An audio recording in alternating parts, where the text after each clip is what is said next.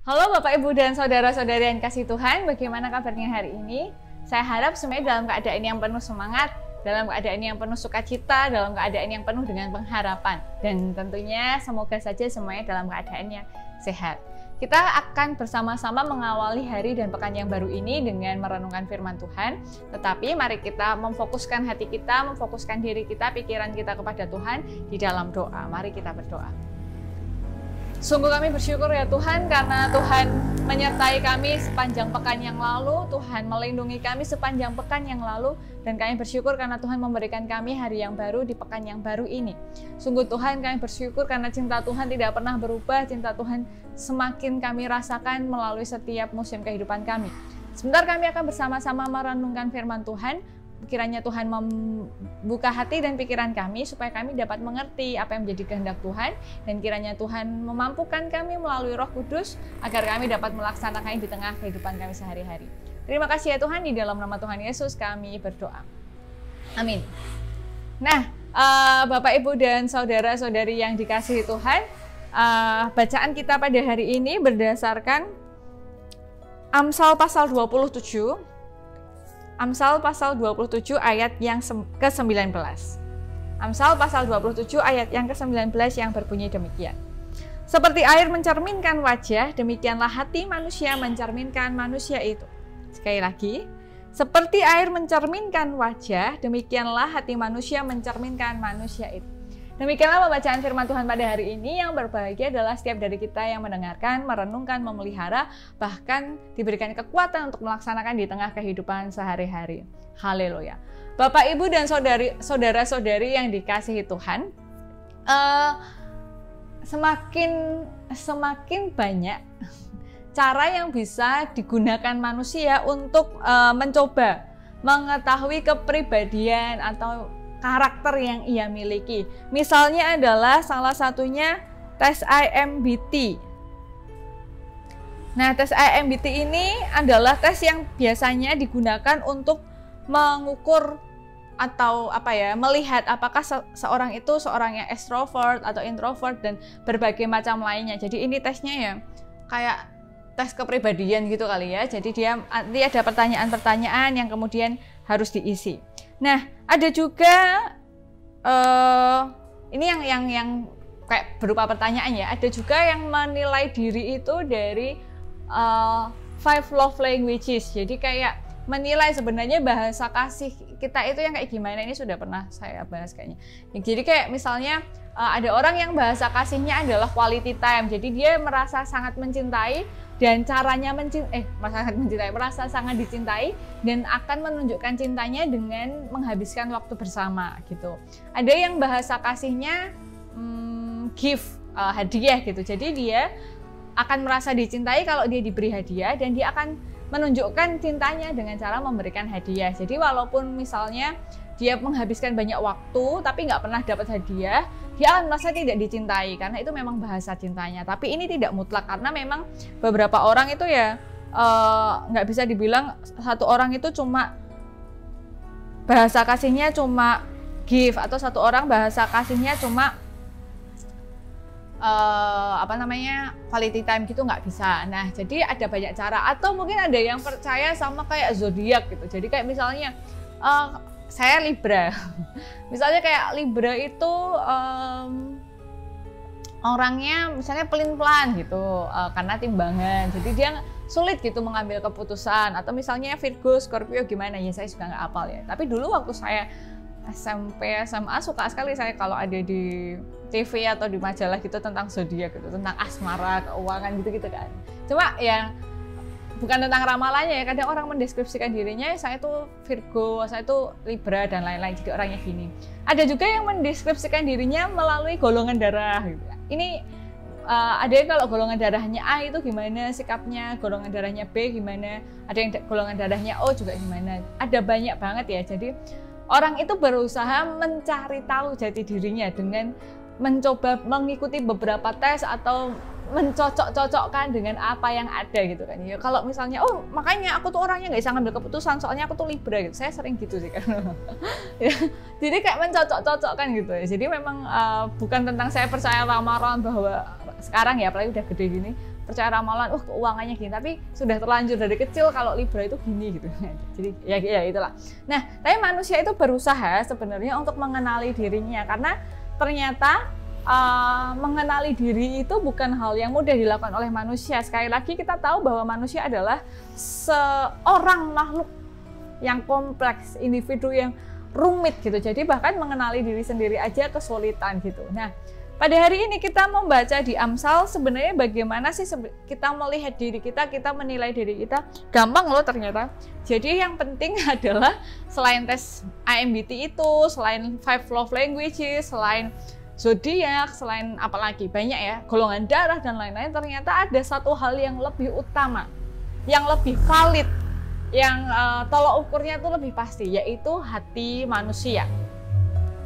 Hati manusia itu sebenarnya mencerminkan diri manusia sendiri, dan seringkali orang lain itu tidak melihat sebenarnya hati manusia itu seperti apa. Tapi diri sendiri pasti tahu sebenarnya hatinya itu seperti apa. Misalnya begini, misalnya ada orang yang kalau di depan umum dia terlihat sangat cuek gitu. Jadi kayak dia nggak peduli, dia hanya hidup untuk dirinya sendiri dan lain-lain.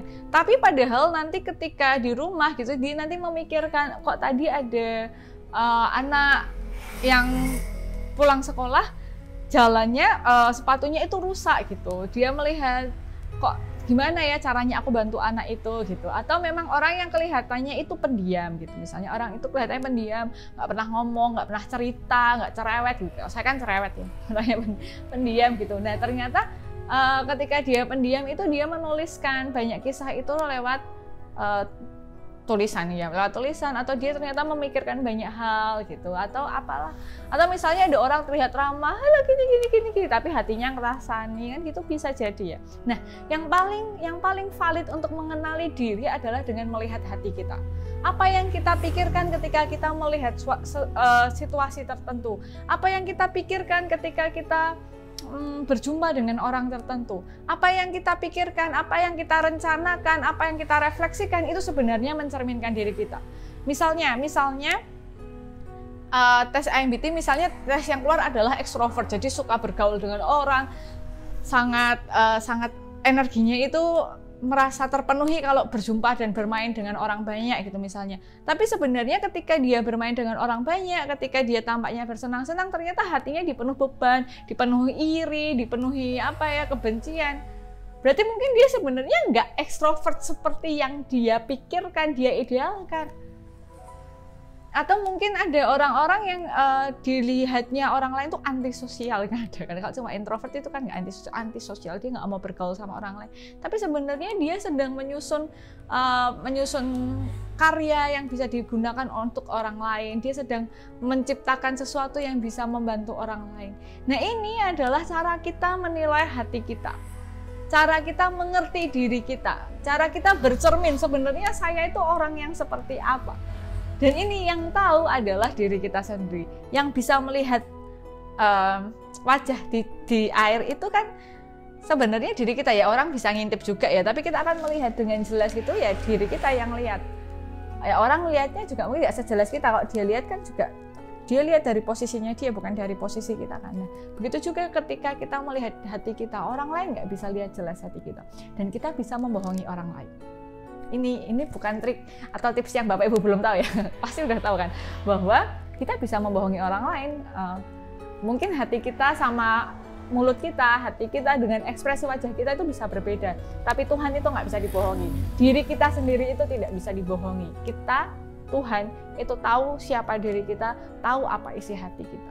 Jadi Bapak, Ibu, dan saudara-saudari yang dikasih Tuhan, ketika mungkin hari-hari ini mengalami kebingungan, sakjane iki aku ki wonge kaya piye to, atau orang-orang itu melihatku seperti apa toh sebenarnya di luar sana, daripada memikirkan itu, mari kita lihat sebenarnya aku itu orang yang seperti apa, sebenarnya hatiku itu isinya apa, sebenarnya yang selama ini Tuhan dengar dari suara hatiku itu apa. Kan kayak malu ya toh.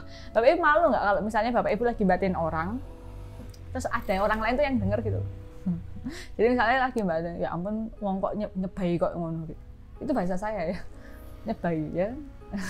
Wah kok nyebai kok ngono misalnya gitu toh. Dan kita tuh padahal tuh di luar tuh, oh ya ampun kok cantik banget toh Mbak hari ini, tapi dalam hati ya ampun nyebai banget, dadak teko gitu misalnya kayak gitu.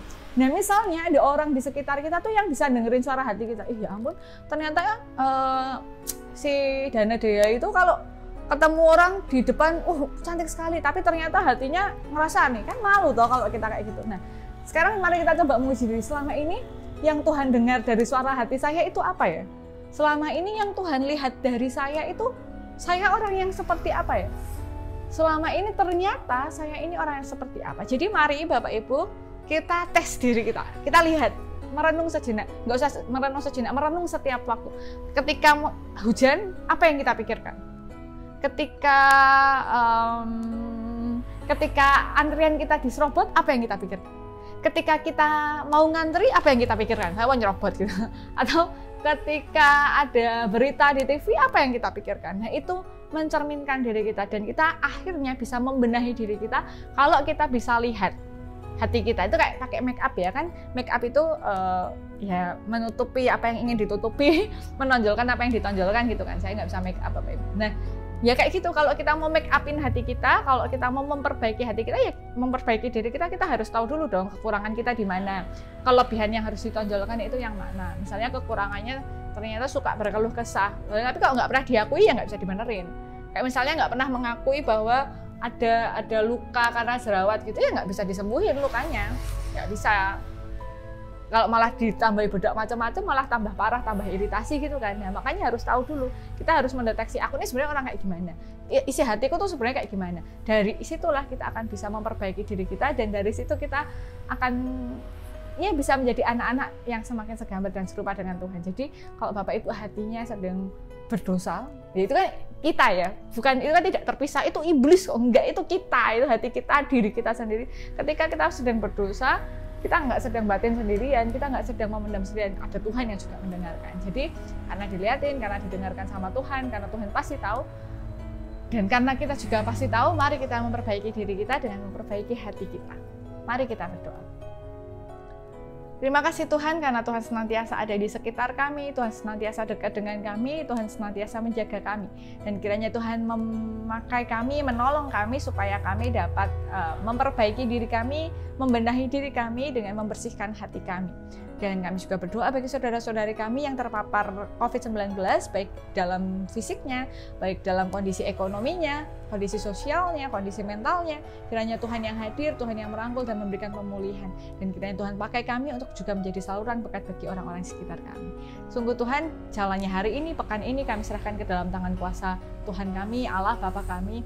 Di dalam nama Tuhan Yesus kami berdoa, haleluya, amin. Ya Bapak Ibu, demikian yang dapat saya sampaikan, kiranya dapat menjadi hal yang baik bagi kita semua.